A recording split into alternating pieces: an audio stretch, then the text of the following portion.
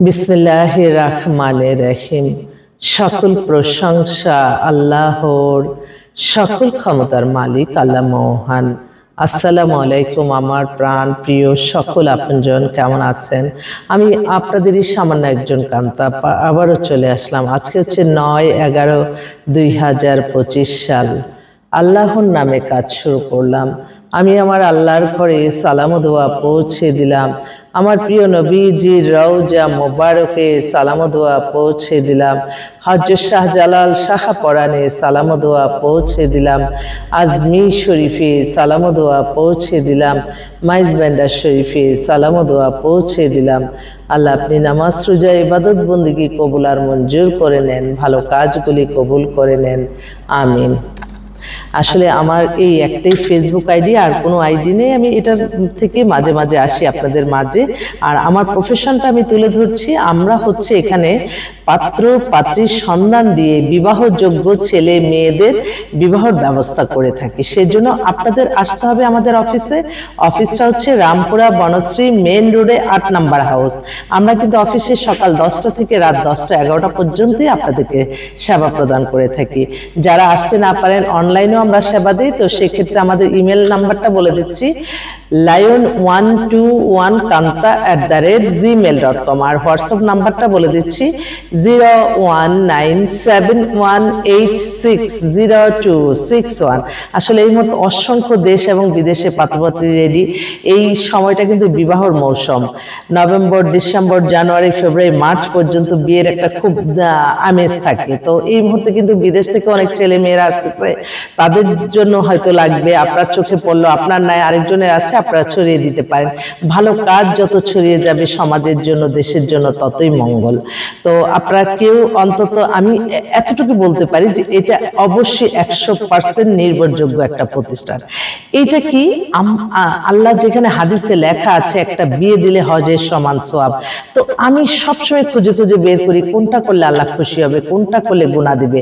তখনই দেখবেন আপনারা কখনো কোনো খারাপ কোনো কাজ করতে পারবেন না, এবং আপনি এগিয়ে যাবেন। আপনার সমস্ত কিছু, আপনার সফলতা আসবে আপনার ইবাদত বন্দেগী, নামাজ রোজা, হজ, যাকাত, ওমরা পালন, ভালো কাজের মাধ্যমে, অন্য কোনো ওয়েতে না। অনেকে আছে ফেক নিউজ দিয়ে, ফেক কোনো কিছু দিয়ে একটা মেসেজ ছেড়ে দিল, কিন্তু একটা মানুষ ক্ষতিগ্রস্ত হলো, তার অর্থনৈতিক ক্ষতিগ্রস্ত হলে, সম্মান ক্ষতিগ্রস্ত হলে, সেটার জন্য আল্লাহর কাছে জবাবদিহিতা করতে হবে।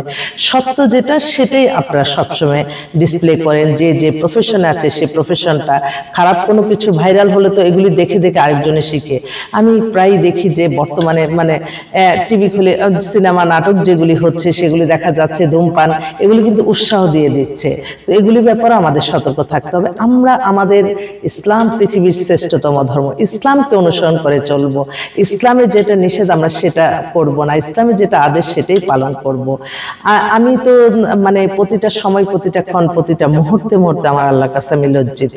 আপনারা সবাই দোয়া করবেন। আলহামদুলিল্লাহ, আলহামদুলিল্লাহ, আলহামদুলিল্লাহ। এই মাত্র আমি ওমরা পালনের জন্য টিকিট ভিসা হলো।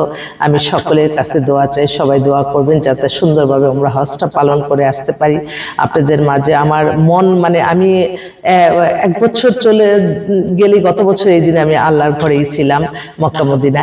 তো এই সময়টা চলে আসলে আমি আর কোনো কিছুতে আমার মন বসে না। আমার সমস্ত কিছু জুড়ে থাকে আমার আল্লাহর ঘর, আমার মদিনা শরীফ। তখন খুব টেনশনের মধ্যে ছিলাম। তো আলহামদুলিল্লাহ, আলহামদুলিল্লাহ, আজকে ভিসা হলো, টিকিটও হলো। তো আপনাদের দোয়া, সকলের দোয়া, সালাম দোয়া, ইনশাআল্লাহ আল্লাহর ঘরে পৌঁছাবো। আমার প্রিয় নবীজির রওজা মোবারকে সালাম দোয়া পৌঁছাবো। তো যেদিন যাচ্ছি আপনাদের কাছে বলেই যাব, আজকে আমি চলে যাচ্ছি আল্লাহর ঘরে। আমার আশা পূর্ণ হলো। আমার জীবনে কোনো এত আহামকি কিচ্ছু না। আমি আমার চেষ্টাই মানুষের কল্যাণ করা, এবং আমি যত কঠিন কাজ পেরেশানি মুক্ত হয়ে আল্লাহ ইনশাআল্লাহ করে দেয়। তো এটাই আর কি। মানুষ যখন নিজে ভালো থাকবে, আপনি কিন্তু 10 জনকে ভালো রাখতে পারবেন। নিজেই যদি জর্জরিত থাকেন সবকিছু, আরো 10 জনের দায়িত্ব তো আর নিতে পারবো না। সেজন্য আমি সকলের কাছে সুস্থতা চাই। সুস্থতার চেয়ে বড় নিয়ামত আর পৃথিবীতে কিছু নাই। সুস্থতাই সকল সুখের মূল। এবং আপনি সুস্থ না থাকলে, আমি তো বলি আল্লাহ কোনো রকমের কোনো অসুখ বিসুখ দিও না। আল্লাহ তোমার ঘরে যাচ্ছি, আল্লাহ তুমি তোমার ঘরে সুন্দরভাবে যাই, আল্লাহর ইবাদত বন্দেগী করা তৌফিক দান করো। তো এটাই আর কি। তো সবাই ভালো কাজে থাকবেন, ভালো কাজের সাথে থাকলেই আপনি ভালো থাকবেন। আপনি কখনো মানুষকে কেন হিংসা করে নিজেকে নিজের মানে হিংস্রতাটা প্রকাশ করবেন? আপনি এই একটা সেকেন্ডের ভরসা নাই, যখনই মনের ভিতর হিংসা আসবে মনে করবে যে আল্লাহ আমি তো এক সেকেন্ড আমার ভরসা নাই, মরে যেতে পারি, তো কি লাভ হবে? আমরা এই ক্ষণিকের দুনিয়ায় এসে মানুষের কল্যাণে থাকবো, আমরা কেন মানুষকে ক্ষতি করব? এটাই তো। সবাই ভালো থাকবেন, দোয়া করবেন যাতে সুন্দরভাবে মানুষের কল্যাণে কাজে লাগতে পারি এবং কোনো বিপদ কোনো খারাপ মানুষের চোখে যাতে না আসে। আমি সকলের কাছে দোয়া প্রার্থী, সবাই দোয়া করবেন। আসসালামু আলাইকুম।